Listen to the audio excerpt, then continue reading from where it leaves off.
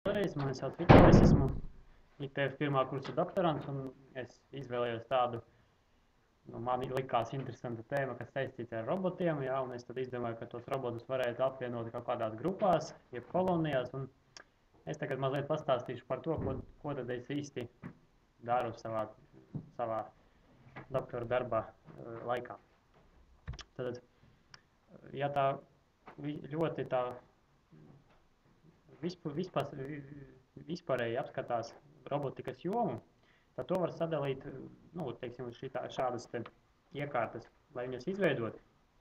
Tad pirmkārt jāzina to mehāniku, kas tur iekšā ir, otrkārt jābūt speciālistiem elektronikā, lai tur visus tos, teiksim, izpildu iekārtas uztaisīt. Un tad trešais ir jābūt arī informācijas tehnoloģijas speciālistam, lai zinātu, kā tad vadīt to iekārtu. Un tāpēc, teiksim, viens cilvēks to reti kad izdara, jā, un šī joma, robotikas joma, ir visai plaša. Un kā man, teiksim, informācijas tehnoloģijas speciālistam, tur ir, teiksim, joma, kur izplēsties, un tur tieši parādās tā datorvadība tajā ziņā, kad mēs cenšamies vadīt šādas te iekārtas, kuras bez vadības ir vienkārši tur dzels vai plasmasas gabals, kas neko nespēj darīt. Tad, teiksim, informācijas tehnoloģijas ir svarīga sastāvdaļa tajā robotikā. Un tad mazliet par kolonijām, ko es ar to saprotu. Tad pēc definīcijas kolonija ir cieši saistītu individu vai priekšmetu grupa ar kaut kādām kopīgām raksturiezīmēm vai ar kopīgām interesēm, ja tā ir kaut kāda dzīvnieku, teiksim, grupa vai kaut kāds līdzīgs. Teiksim, bildē ir redzamas skudras, kuras, teiksim, kopīgi cenšas kaut ko panākt, kaut kādu lapu, laikam, aizstiept uz to koloniju. Ja? Un šajā procesā ir svarīgi raksturiezīme, ka starp tiem individiem ir sadarbība. Respektīvi, viena tā skudriņa, viņa nespēs neko izdarīt un visticamāk ilgi nespēs izdzīvot, bet kopīgi viņi spēj dzīvot gadiem ilgi un visai progresīvi. Un tad man radās ideja, kad tos, teiksim, kaut kādas, teiksim, tos robotus, tās iekārtas, kuras ir cilvēku veidotas, ka tās arī varētu apvienot kolonijās. Un mazliet par vadības aspektiem. Tad, ja mums ir kaut kāda iekārta vai vairākas iekārtas, tad var izdalīt tādas kā 4 grupas tai vadībai.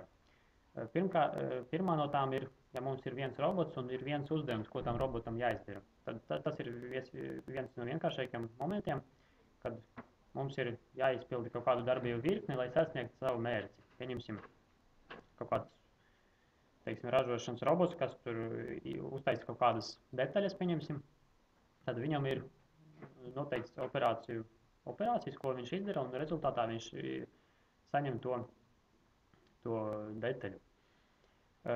Nākamais, pēc sarežģītības solis ir, kad mums ir viens robots un vairāki uzdevumi. Un tad šeit jau parādās to uzdevumu prioritizēšana un, teiksim, plānošana, kā labāk izpildīt tos uzdevumus, lai būtu, pieņemsim, ekonomiski izdevīgāk vai pēc laika būtu ātrāk vai kaut kādas citi kritēriji, kā to labāk izdarīt.